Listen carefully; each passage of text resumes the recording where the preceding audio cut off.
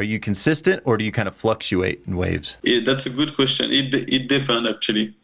It depends. It can be sometimes you can have a good one, like in 2 hours you have the stuff, and then you have to work for sure. Back to it to finish like a proper stuff, but in 2 hours you can get the main stuff, and sometimes in few days you don't have a real proper idea. You have some stuff, but it's not like a crazy one, crazy enough to be released as a proper in a EP or something. So, but I try to do it pretty much every day, to be honest. I try to every morning from I wake up pretty early, so this is the good time to me to listen what I did the day before. This is the perfect time to know if you did a good stuff or if it's really bad. You're listening to the Freio Music Podcast. To the Freio Music Podcast.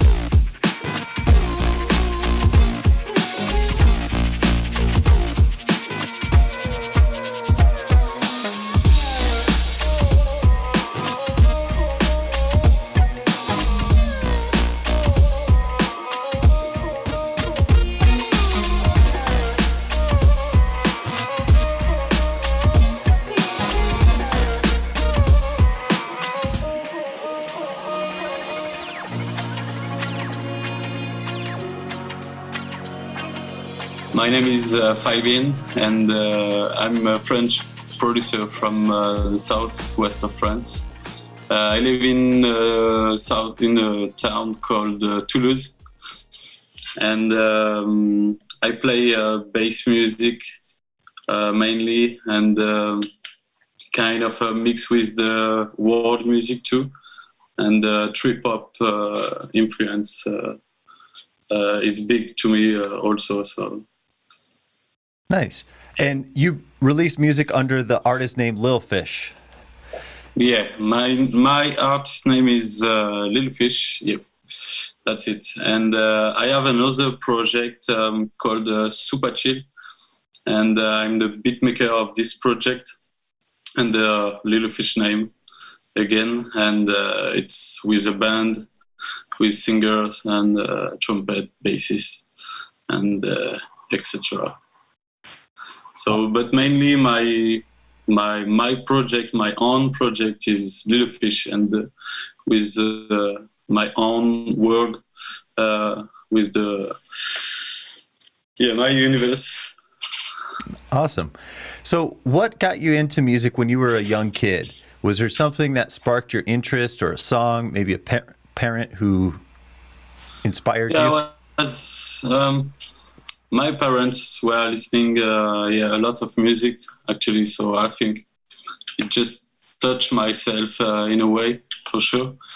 And mainly I remember my father was listening like some Portishead and Massive Attack and kind of Chemical Brother. My uncle actually was someone pretty big when I was a kid. Some Prodigy, Chemical Brother, and all this kind of electronic and trip hop music stuff. So they led you right into electronic music. Yeah, pretty much. I think that's the main thing which touched me when I was younger, and I was like, "Fuck, what is that?" So I was pretty into it quickly, I think.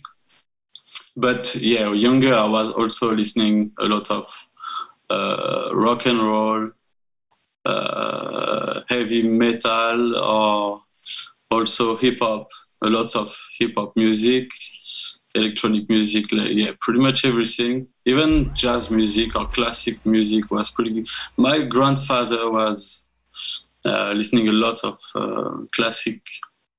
classical music. Say, Yeah. So I pretty loved it also. So I was pretty inspired by many stuff. Yeah, that's wide. That's a wide range of music there. So what was it that got you to the next level where you started thinking that not only did you enjoy the music, but maybe there was a place for you to create that music? What was one of those first sparks that got you to transition to make music or imitate others? I think it's when I was 16, I think. And with my best friend, we were just enjoying a lot Chemical Brothers and Prodigy mainly, to be honest. And we tried to do some stuff with computer and stuff, but that was pretty bad actually. And then I discovered a French band, just four guys playing on turntable, and they called Birdie Nam Nam. I don't know if you know them. No, I don't. But they're pretty big actually, especially in France, but they're pretty big. So how do you have 4 people on turntables? That sounds... Yeah, that's crazy. It's like, I was 16, so 15, a bit more than 15 years ago. And but they are each guy is playing something. So the first one is playing the drum, for example. The second, the bass, and just beat jogging and turntable is mainly scratching on it. But they're just amazing. They're big now. So we were like teenager. What the fuck? I want to do this. So I bought first for Christmas or something like this, the first turntable. So I first tried to do something on scratching with another vinyl playing just some beat.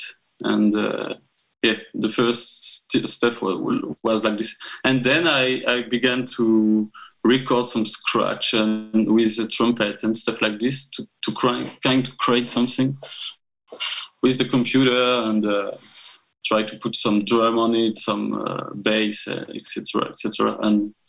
And then I tried to create some first demo stuff. And how did you start recording yourself? Or what programs were you using? Mainly Ableton, I would say. Right off the bat? Yeah, pretty much. Maybe, I think they were another one. The first one, I can't remember, like a Music Maker or a pretty bad stuff like this. Yeah. When you started recording, did it open up new possibilities of layering different things and adding new sounds and manipulating stuff? Yeah, for sure. Yeah. And yeah, for sure. What examples can you think of that were like at the time, like, just really expanded your mind or musical horizon?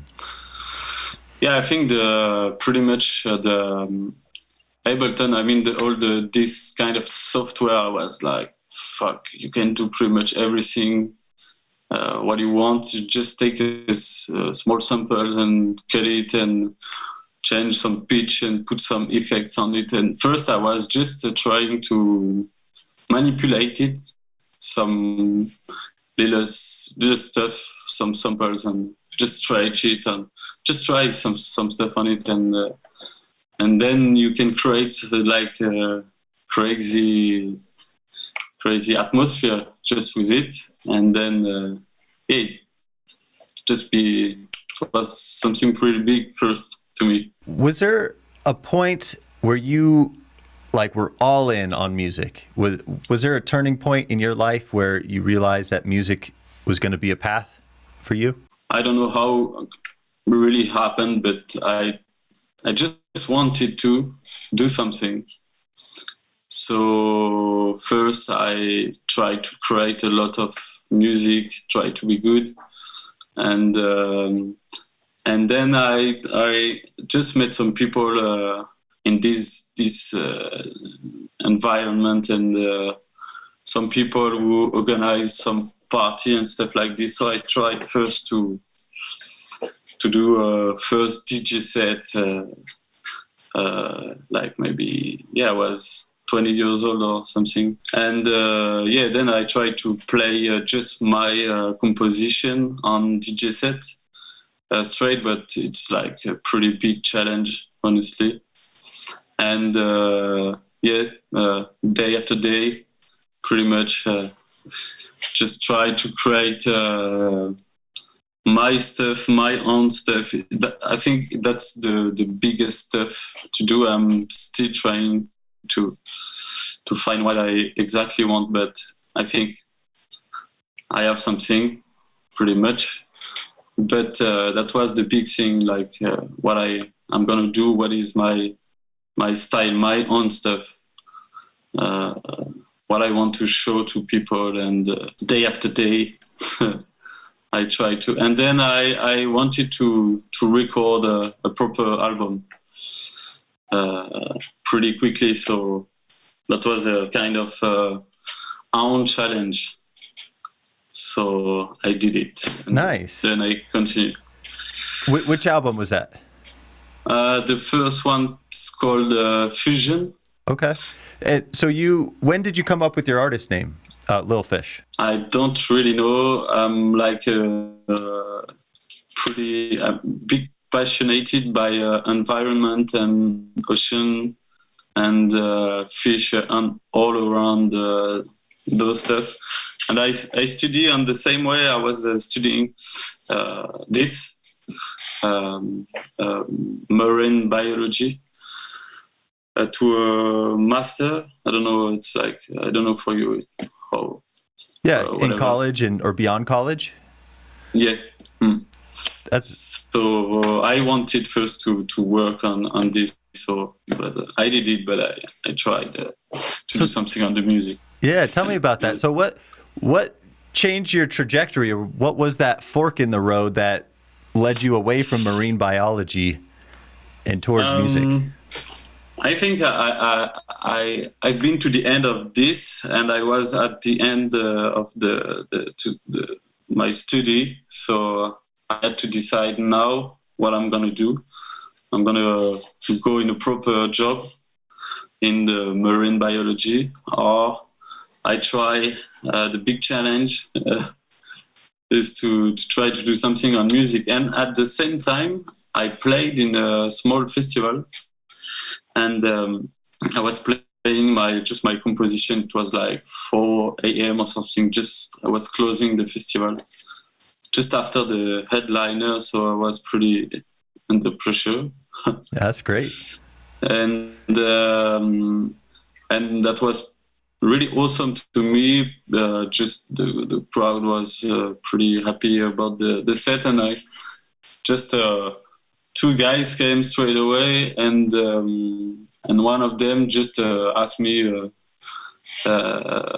what was my project, and we're happy to discover it. And we had a good chat all night long, and he proposed to me to create the band actually called Super Chill. So, and this is a big challenge, and that was the time we were like, maybe we can do something. We can create something pretty interesting and play it live, and try to live with it. So, and at the same way, I was like, okay, so I'm gonna do this, and same time I'm gonna go 100% to my own project, LIL FISH, and try to release some stuff and to be bigger, actually. Well, that takes a lot of guts to make that change, a huge, like 180-degree change. Were your friends and family supportive, or did some people think you were crazy? Yeah, they support it, so I'm pretty lucky. But first I was like, they're gonna think I'm crazy or what I'm gonna do. It's like music. It's like electronic music. It's even worse than other music for people who don't really know it. It's like it's crazy music for crazy people and drugs and stuff like this. All the cliche. Yeah. So, but whatever. I don't care, and actually they are pretty open, so it's all good. That's They're awesome. like, okay, do it, but do it like 100%. Do it like a real proper job, not like just doing some music like this. Because doing some music to live with music is just not about making music. It's all about all around this. Making music is just it's the main stuff, but it's all around which is making your music living a little bit, and maybe your music is making you living back, but not easy. What gave you the confidence to go in 100%? Did you have a lot of doubt, or are you just like extra confident and you just knew that it was going to work out? I can live with the band in a way. Like, I'm not rich at all, but I can live. I have enough to live. And with my own project, I couldn't live with LIL FISH project alone, to be honest, in France. I mean, here it's my music is like really small. I don't know why, but people who is listening is pretty much in United States. So I don't know why it's like this, but it's like this. Yeah. So, yeah, I'm not playing a lot, so it's not enough to be able to live. And the game of streaming is like a bit crazy. So you can save a little bit of money, but enough to live every month, to pay a house or what, it's like a big challenge. So those two projects, Super Chill and the LIL FISH project, is the key. Nice. To me. Yeah. Well, that's awesome that you were able to, well, first of all, that you got that opportunity to play right after the headliner. That sounds like an amazing, fortuitous or lucky event. And then instantly after you succeeded on stage, you made some connections and started building momentum, created a brand new project. And yeah, that's awesome. Yeah. That's, but you never know until you put yourself out there. Like anybody listening who has music, you don't really know where your fans are going to be located until you put it out there and who's going to resonate with it. So that's cool. Yeah. That's pretty crazy. Yeah. It's always fascinating looking back to see how things unfolded because it was totally unknown at the time. So yeah, that's crazy. And now we're like with the band, we released the 2 albums already. We're working with 15 people or something like this. Like it's a pretty big, that's a big stuff. 7 musicians with the studio for mixing and mastering and all and when you play it live, the show live with the band, everyone's playing, and on a big stage is like just fuck. Yeah, that's good. Even if I'm not rich at all, I don't care. Just like this is enough. That's awesome. This is already enough. But we want to grow big for sure. But of course, already is a first step. That's awesome. And what do you contribute to the band? Like what do you play on stage, or how do you? Yeah, I'm playing scratching and some pad also, and yeah, that's the two stuff I'm playing, and I got all the live on the computer stuff. So this is the middle of all the stuff. I got the drum and all the stuff like this on it. So nice. So you're all the electronic stuff. Sorry. Yeah. I call the computer an instrument these days. I mean, if you know how to use it properly, it's definitely an instrument. What instruments do you play obviously scratch, computer, pads. Or do you play anything else? No, not at all. I played a little bit of clarinet. Yep. But I'm not like a proper musician, I would say. This is shifting gears a little bit. What belief do you have in the last 5 years or habit that has most improved your life? So in the last 5 years, what mental change or habit that you've gotten into has best served you? I think when I was, it was in 2015, so not that's a long fine. time ago, but That's fine. like 7 years ago. So I traveled in Australia for 10 months. So that was something pretty big. We changed some stuff in your mind. I was traveling on a van, so it was a kind of a wild style life, and I love it. So, but I don't know how to explain, but you're like you can do pretty much what you want when you live like this. I was feeling it at the end of the travel. But it's something you have to try to keep, and when you travel, everything is pretty not easy, but I feel like you can do pretty much what you want. Okay. So what brought you to Australia? Was it you were touring and making music and performing? No, just traveling with my ex-girlfriend actually. And just traveling around, enjoying. Yeah, I worked also maybe 3 months or something, just to try. I wanted to be back in French and to be able to speak in English first. That was the main thing. Wow. So I was really bad. Honestly, I was really, really bad.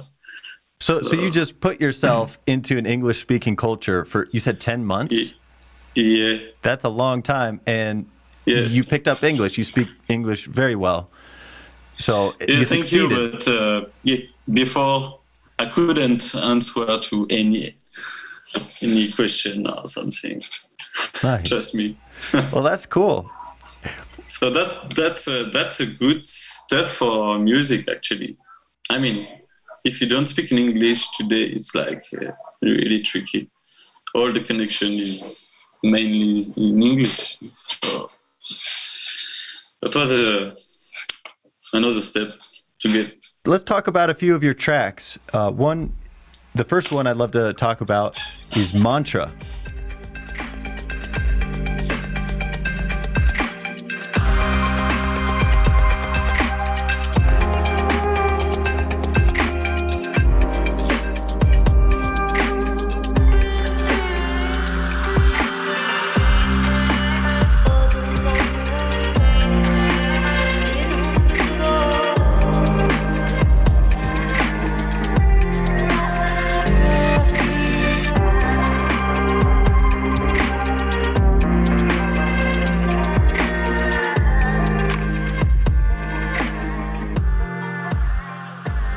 First of all, it seems to be off the charts with the play, so people are resonating with it, obviously. Yeah. It resonates with me as well.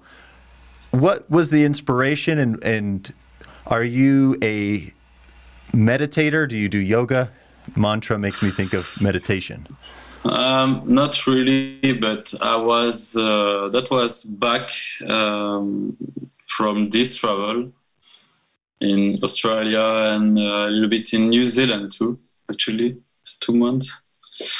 And I stayed 1 month in a retreat center in New Zealand. So, but I'm not practicing yoga. To be honest, I'm not gonna.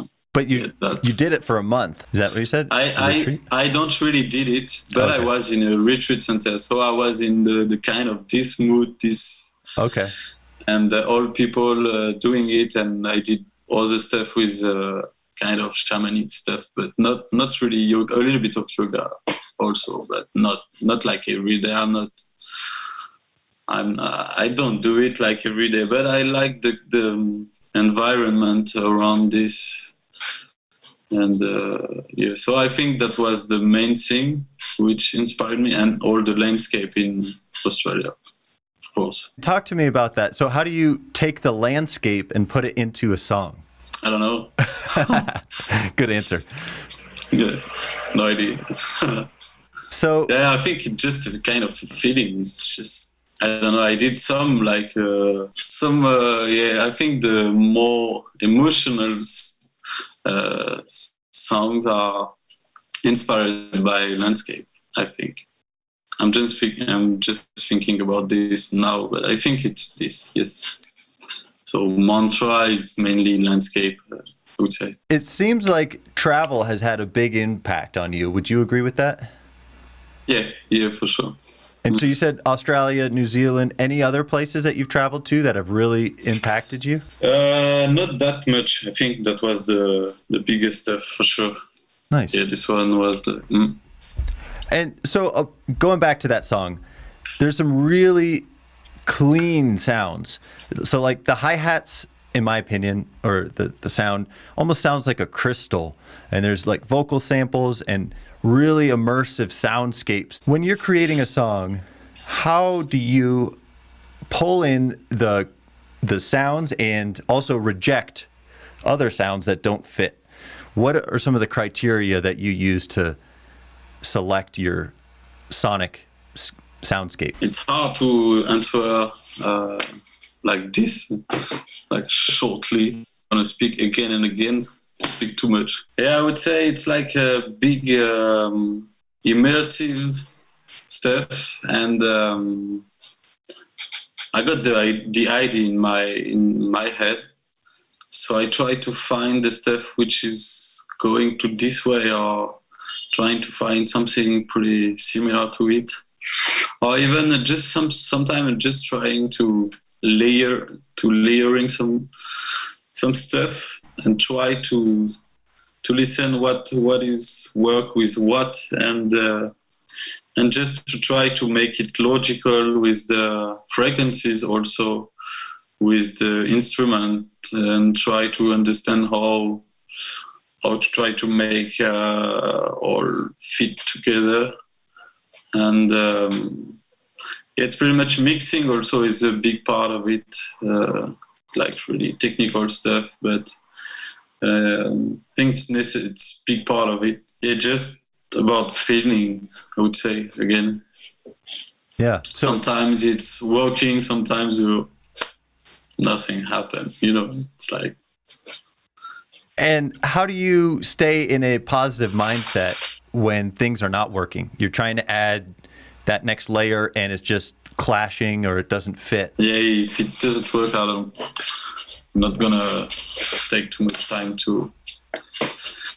not gonna waste time. So to take that one step further, or zooming out from like a layer to a whole track. So if you're trying to work on a song and it just doesn't feel like it's going anywhere, what do you do in that moment? Mainly, I would say I begin with samples. I'm just listening some traditional music or world music or classical music, and if I find something inspiring me, I can try to make a loop with it, just try to change some stuff on it. And then I cut it and try to find another stuff which can work with it. And when I got something which inspired me, I try to create all the stuff around this. Mainly a bass is a big stuff, like from these samples you can create your bass, and then already you can feel something, and then from this you can go just try to layer and put some violin and trumpet or whatever else, synthesizer or what, and you search that's a big part of the time is searching and try to shape your sound. that's a big stuff. And now the level is like in sound design and stuff like this, like really big, like crazy. So it's like a big challenge to try to get a proper good sound too. So this is part of the inspiration. I mean, when you get the atmosphere with when you shape it and you create your melody, and then you go to a proper sound, put the drum on it. And what are some of the tools that you use when shaping a sound or designing a sound? What are some of your favorite go-to synthesizers or plugins or VSTs?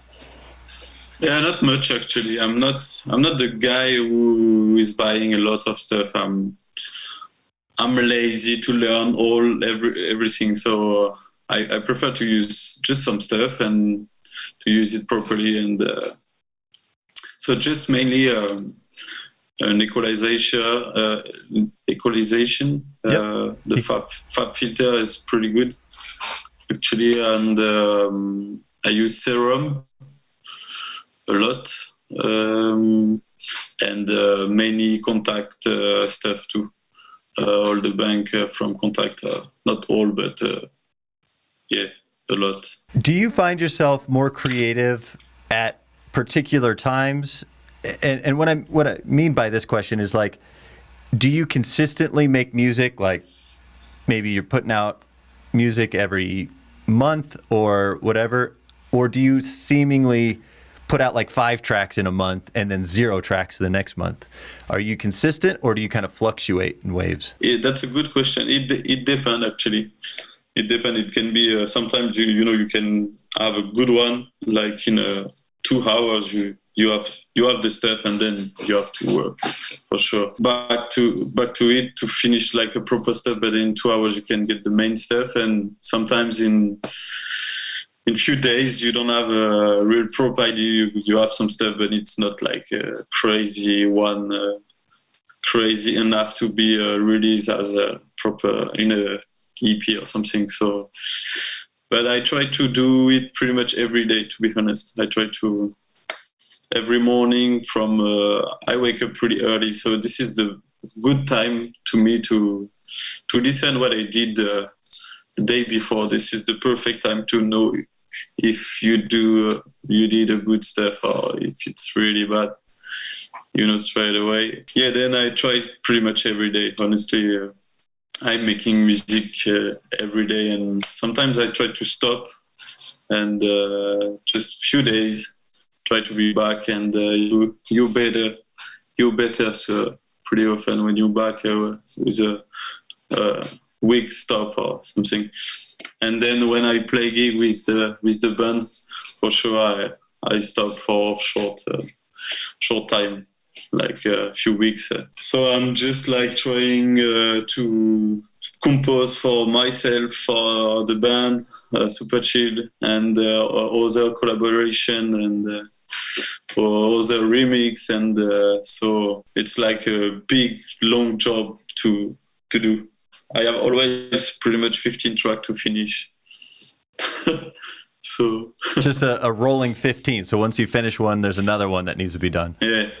That's yeah, awesome. It's like, and it's always like 6 or 1 year to be released. So it takes quite long time to be released. So that's the way it is.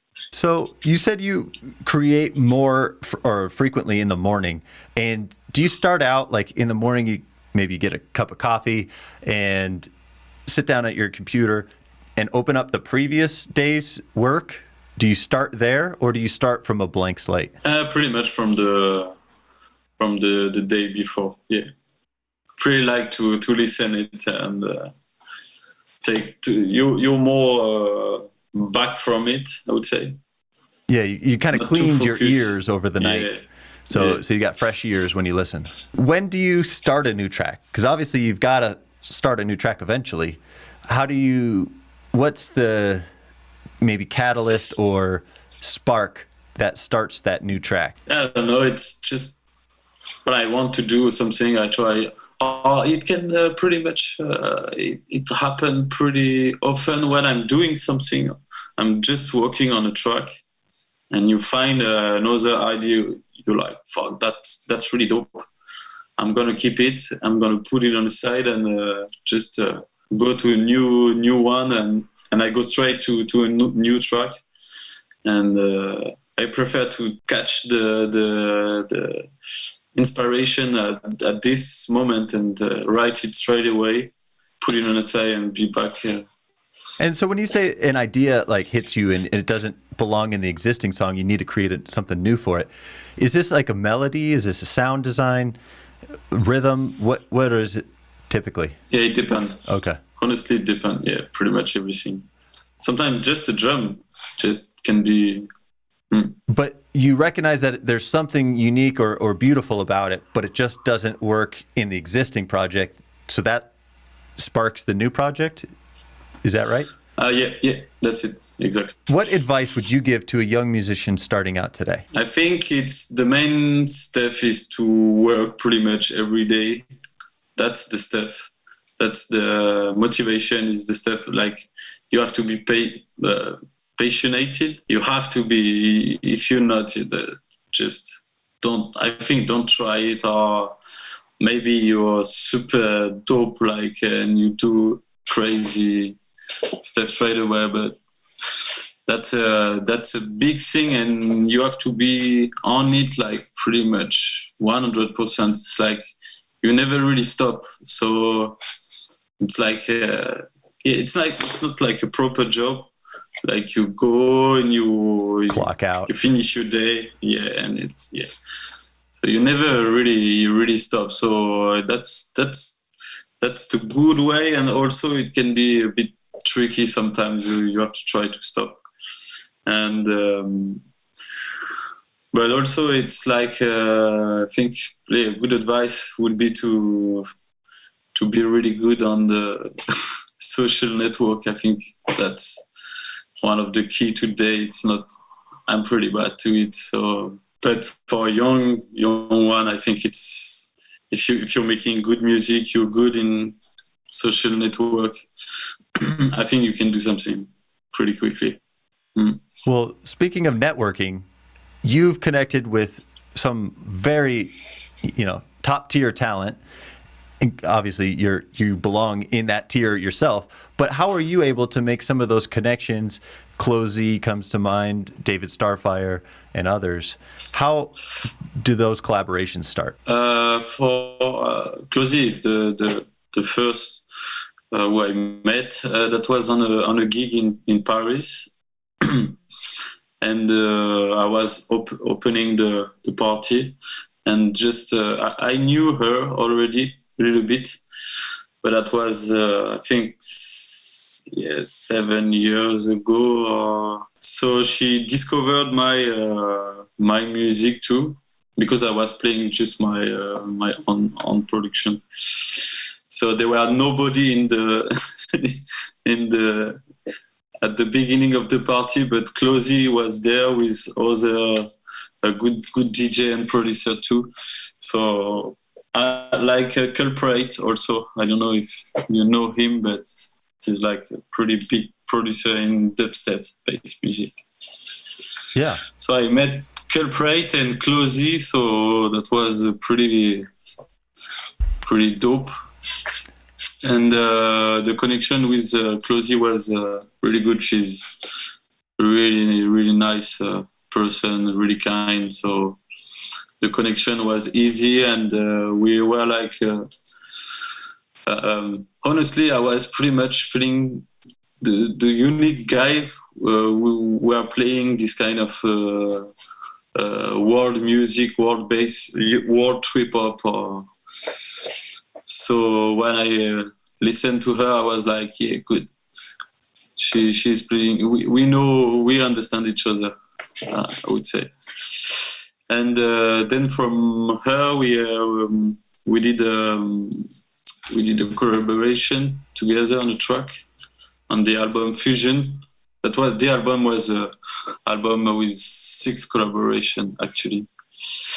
And and then we had we day by day we we've been friends, and we're good friends actually.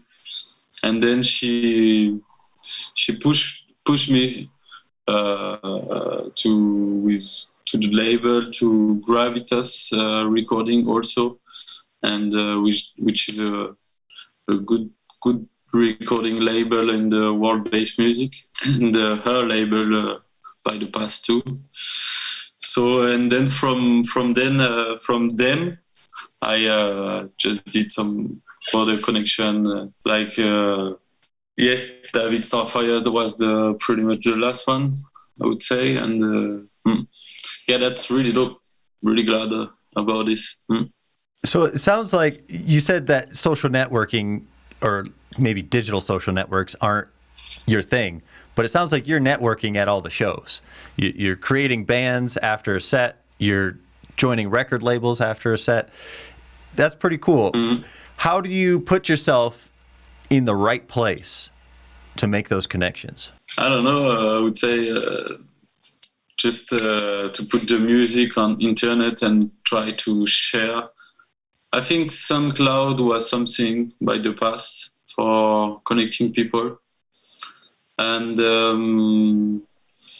little bit the social network for sure. You can share some stuff and do some connection. And try to remix some artists, try to be here, to be in the place, I would say.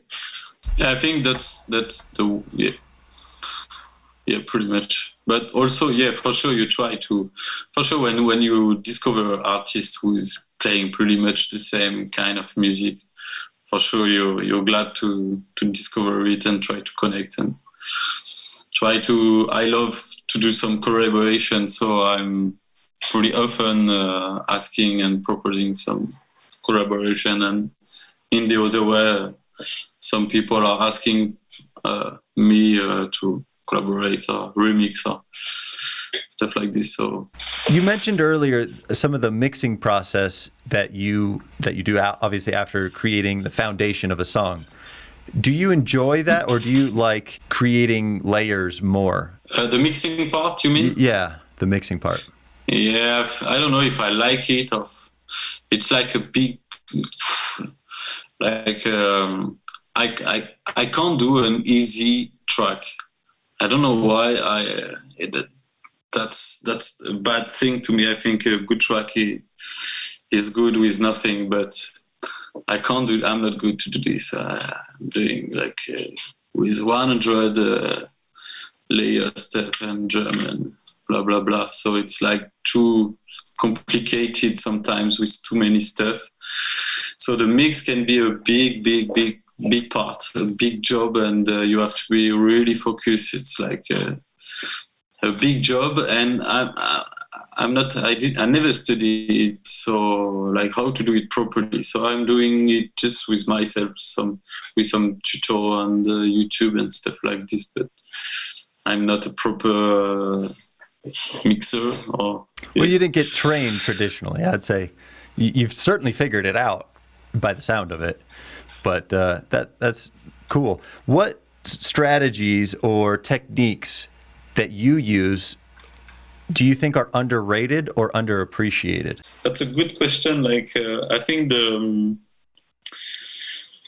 mixing, the quality of the sound is like the question. The answer is both. I would say about the mix, because if your mix is the quality sound is really bad, even if the track is not, no, I would say if the track is not good, you got a crazy dope for an electronic stuff, crazy dope kick and bass, and the sub is crazy and it works, but the sound is pretty bad, but the sound is working. So people doesn't really care about the mix, but this is the way it is. It's working because the mix is like this, the mastering is like this too.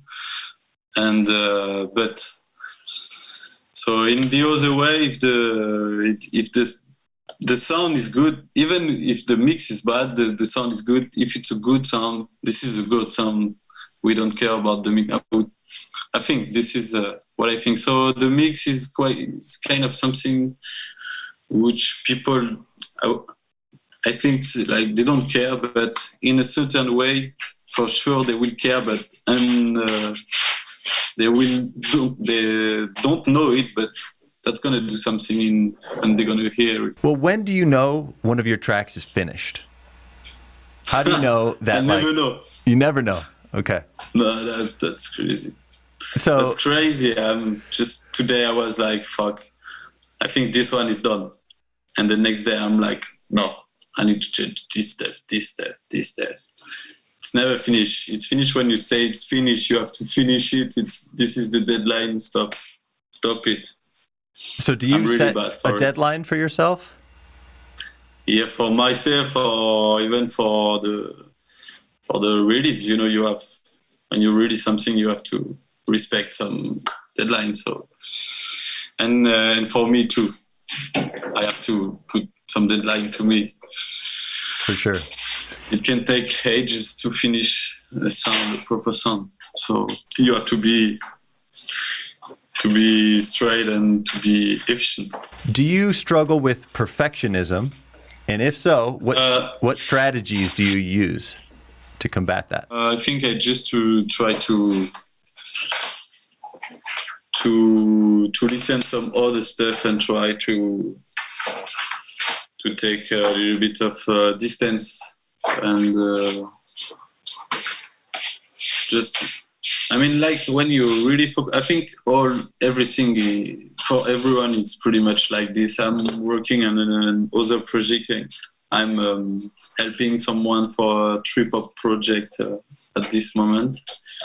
And he is like, the composer is like all the time changing some little stuff. And but I'm exactly the same, and this is the deadline is stopping it. But so everyone is pretty much like this, but to fight it, I don't know, just try to take a little bit of distance. I think that's the main stuff, to stop it a little bit, to listen it, and like not everyone will understand the small stuff from there and right, and there is too much stuff, I think, sometimes, and like but for sure some people will really understand and be focused on it and understand what I'm doing, hopefully.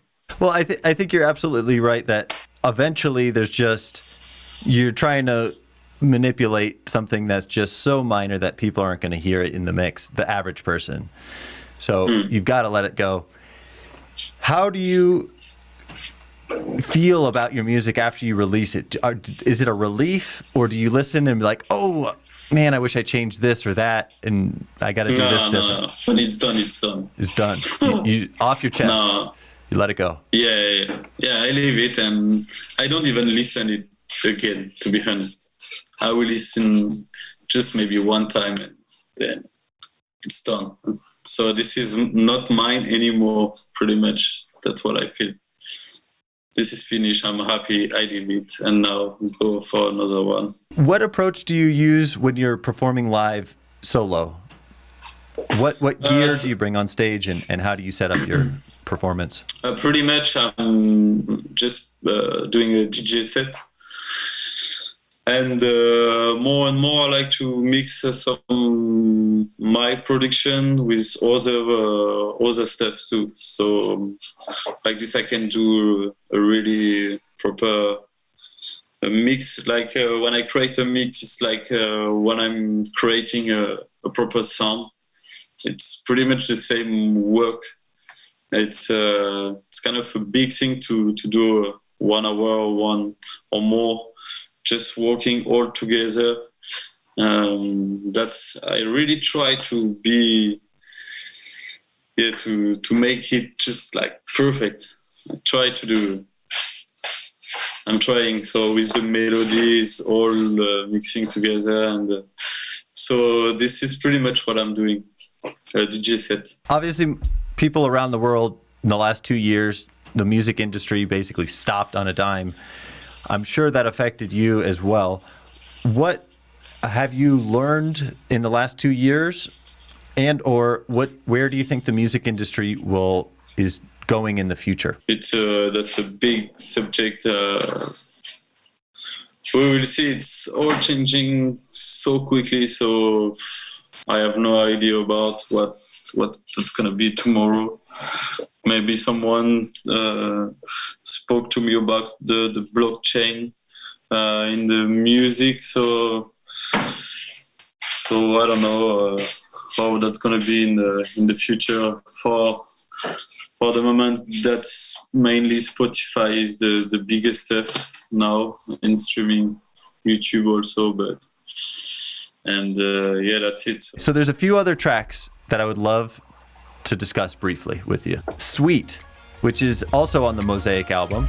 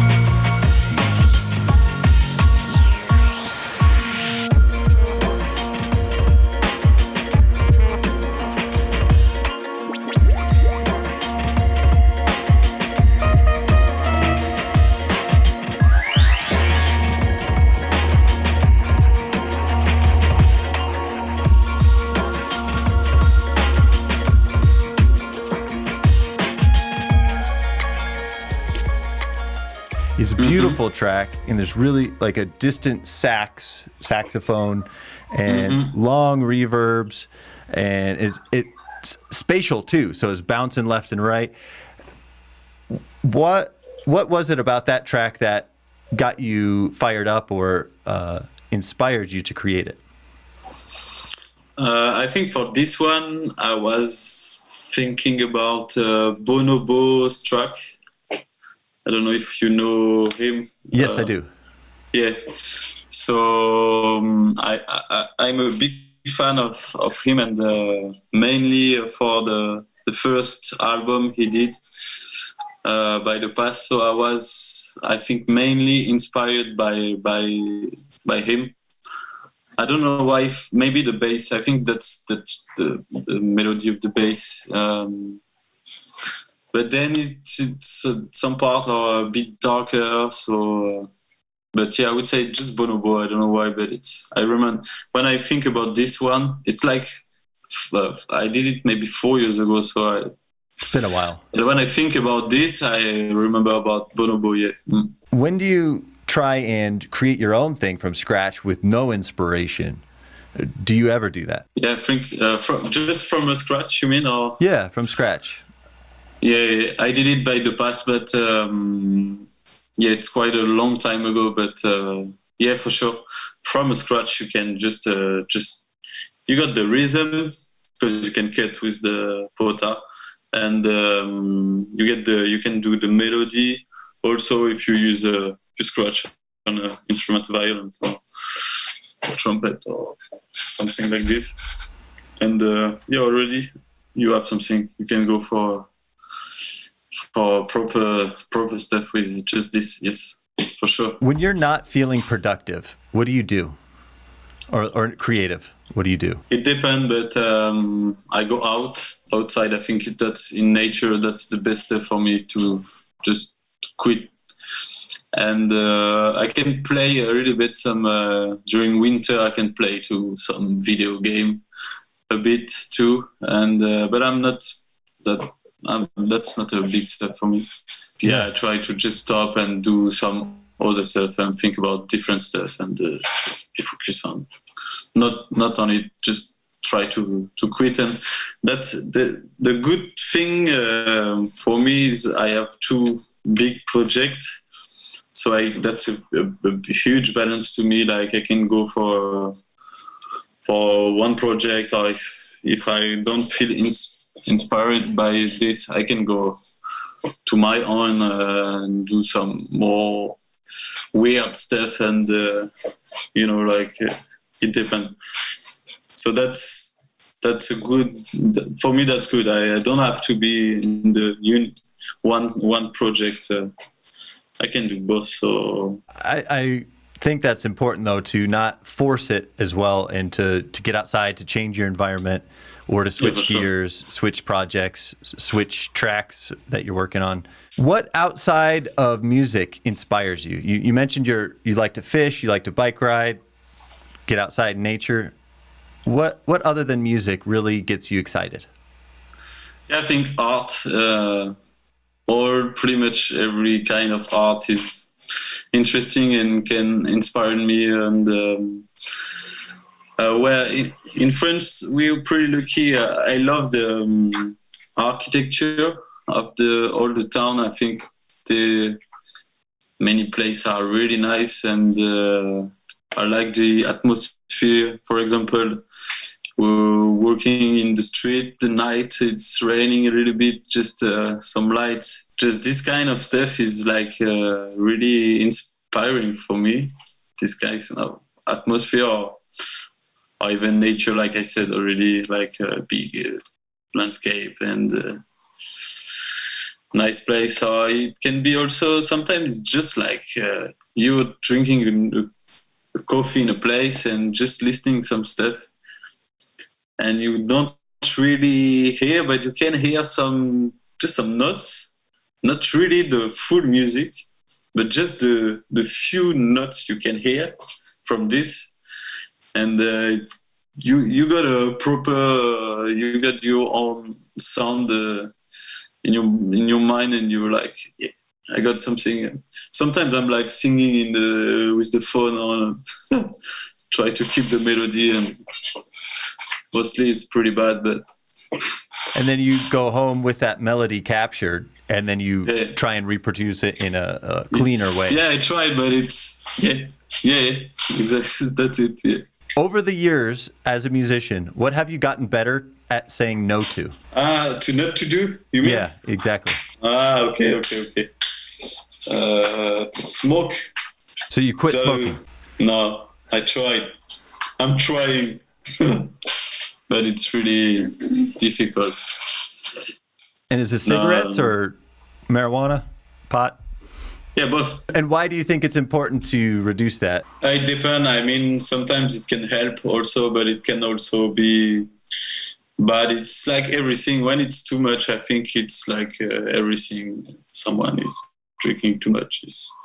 If you smoke too much, for sure, you're not going to be good. If you smoke too much tobacco, the day after, you're going to feel just sick, you know? Like the guys who is just doing too much sport is like also addicted to it. So it's like everything. I think you have to just balance between everything, and it's like music too, but yeah, that's it. For listeners out there who might not already know you, or for those who don't know you, what are the best links and platforms to connect with you on, or to check out your upcoming shows? I would say I think Instagram can be the good place, and also Spotify is like the place where all the new releases are. It's all updated on it. The last question is for you. It's open-ended.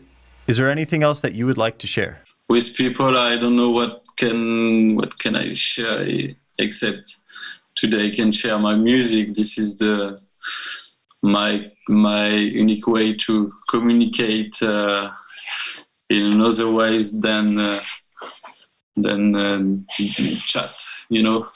So yeah, I don't know. I would say the music, actually, that's not really original, but That's No, it's great. It's a great answer. Well, Fabian, thank you so much for being here. Thanks for your time and putting out your thank you music very much too. and sharing everything, and also talking about some of your production techniques and various styles of incorporating music landscapes and channeling other artists. It's really cool. And I appreciate you as a person and, of course, your music. So thank you for your time. Thank you very much. That was a really good time to me to speak with you. Thank you very much.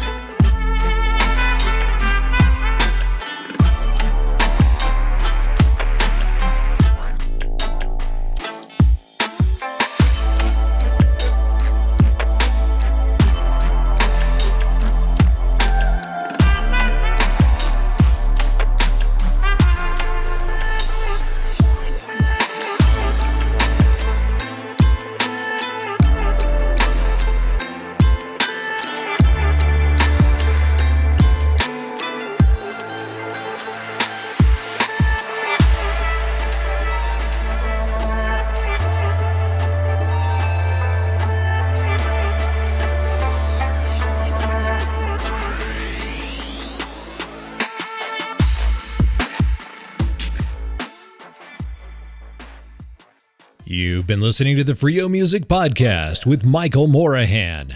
Be sure to like, subscribe, and hit that notification bell so you don't miss a single episode.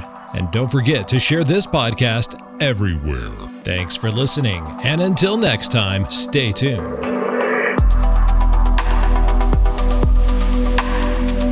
Freio Music, Freio Music, Freio Music, Freio Music. You are listening to Freio Music.